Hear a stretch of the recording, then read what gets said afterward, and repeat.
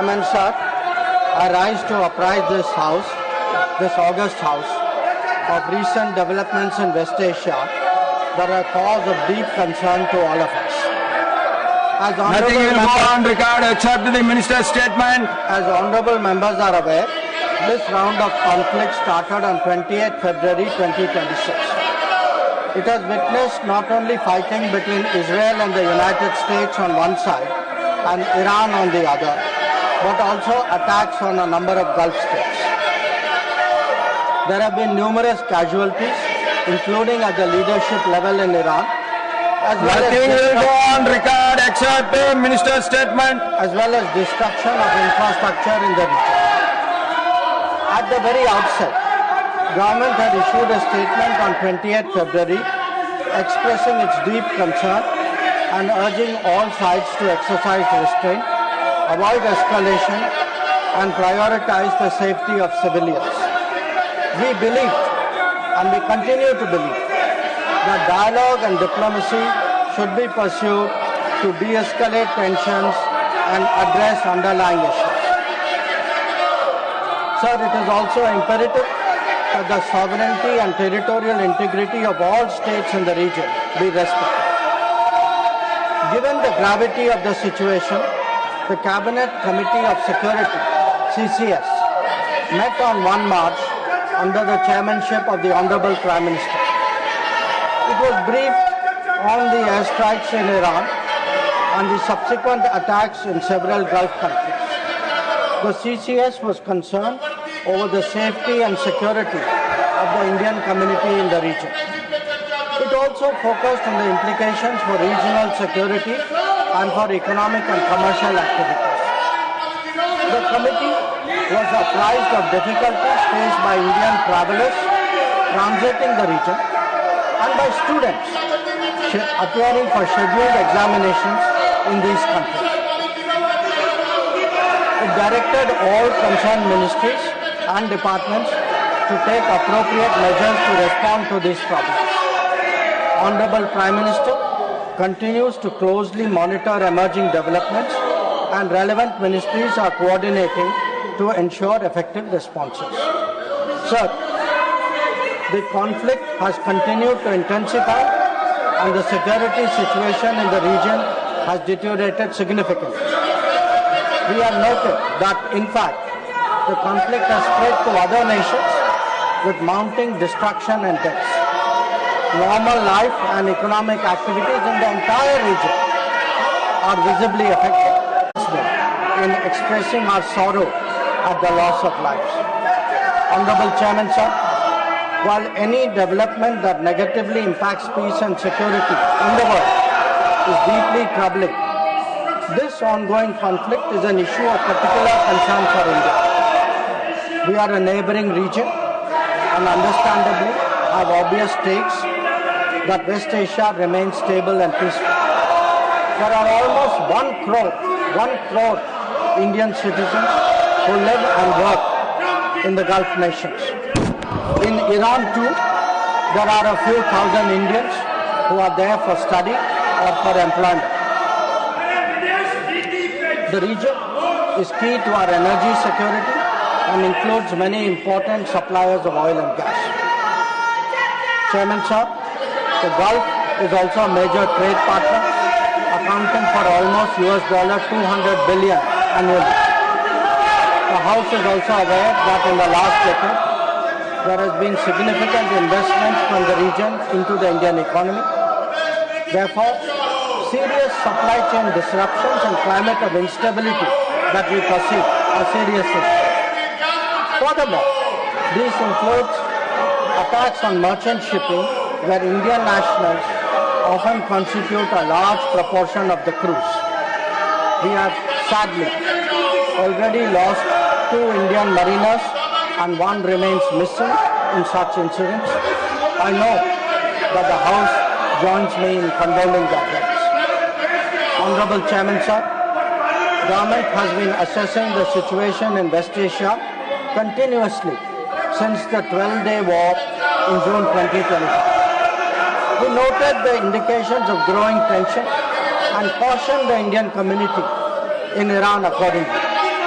On 5 January 2026, Indian nationals were advised by the Ministry of External Affairs to avoid non-essential travel to Iran.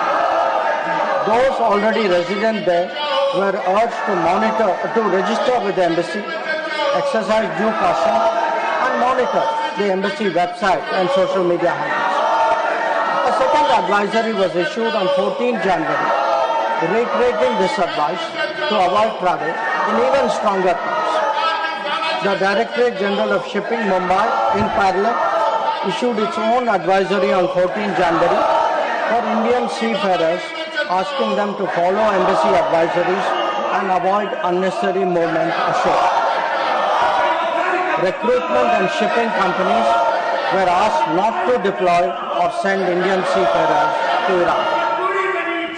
Sir, reflecting our assessment of the evolving situation, the Indian Embassy in Tehran issued another advisory on 14 February, urging Indian nationals, including students, pilgrims, business persons and tourists, to leave Iran by all available means of transport, including commercial flights. They were asked to contact the embassy for any assistance and provided with 24/7 helplines. This was again reiterated in strong terms through another advisory on 23 February. Some heeded these advisories and have left the country. However, many others have disregarded them and remain in Iran. We are also in touch with our fishermen who operate out of Iran. This was the situation till 28 February 2020. Once the conflict commenced, the Indian Embassy has facilitated the relocation of several Indian students in Tehran to places outside Tehran. An advisory update with emergency contact helplines was issued on 3 March. Similarly, facilitation was extended to pilgrims for their internal movement. Indian nationals who were in Iran for business reasons were assisted to cross over to Armenia and return home.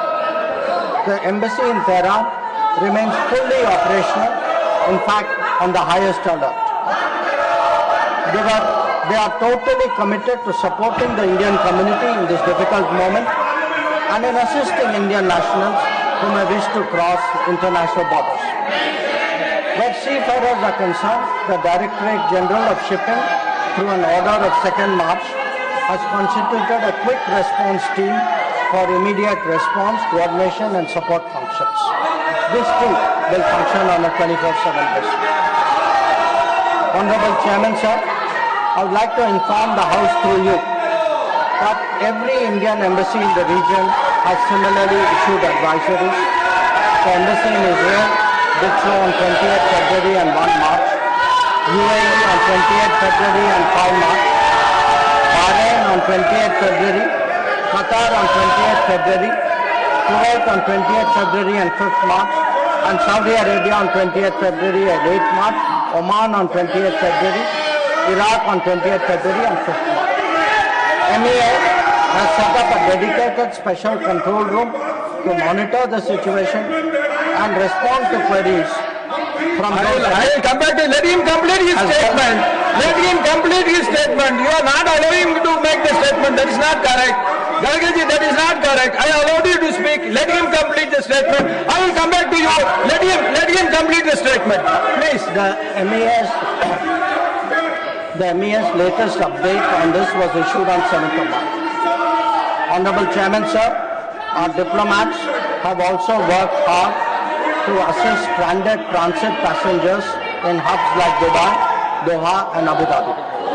They have facilitated international border crossings for Indian nationals, including from UAE to Oman and from Qatar, Kuwait and Bahrain to Saudi Arabia. Wherever there has been a partial opening of airspace, we have approved and undertaken commercial flights, including non-scheduled flights, to enable the return of Indian passengers. Our estimate is that as of yesterday, almost 67,000 of our nationals have done so. Sir, I also saw, today I was informed of a handout information put out by the Ministry of Civil Aviation, and this tells us of the efforts government is making. Yesterday there were 15 inbound flights operated by Indian carriers which arrived in India. On the 7th. On the 8th there were 49 flights, and on the 9th there are 50 flights. So I want to assure the House that every effort is being made that those who are stuck in the region, those who are transit passengers who are there, those who need to come back urgently from this region, we are making every effort for them to do so. Chairman, sir, throughout this period, government maintained close contact with relevant countries.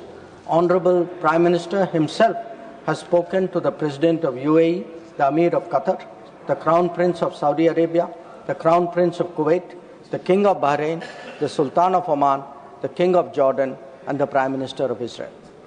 In each case, we received assurances that the well-being of the Indian community would be a priority for the host government. I have similarly been in close touch with my counterparts in these countries. Insofar as the United States is concerned, we have maintained regular contacts through diplomatic channels. While attempts have been made, contacts with Iran at the leadership level are obviously difficult at this time. I have, however, spoken to Foreign Minister Arakchi on 28 February and 5 March 2026. We will continue these high-level conversations in the coming days. Sir, the House will also be interested in the issue of an Iranian vessel that is currently docked in Kochi. The Iranian side had requested permission on 28 February for 3 ships in the region to dock at our ports. This was accorded on 1 March. IRIS Lavan actually docked on 4th March in Kochi. The crew is currently in Indian naval facilities. We believe that this was the right thing to do, and the Iranian foreign minister has expressed his country's thanks for this humane gesture. Honorable Chairman, sir, in view of the implications of this conflict for our energy security, I also seek to address that particular concern. Government remains committed to ensuring that fully, taking into account availability, costs, and risks of the energy markets. For us, the interests of the Indian consumer has and will always be the overriding priority. Where required, Indian diplomacy has supported the endeavours of our energy enterprises in this volatile situation. Honourable Chairman, sir, let me conclude by highlighting the 3 guiding factors of our approach. 1. India is in favour of peace and urges a return to dialogue and diplomacy. We advocate de-escalation, restraint, and ensuring the safety of civilians. 2. The well-being and security of the Indian community in the region is our priority. We will continue to work with the governments of the region towards that end. And 3. Our national interest, including energy security and trade flows, will always be paramount. I am confident, sir, that the government has the full support of this august House on this matter. I thank you.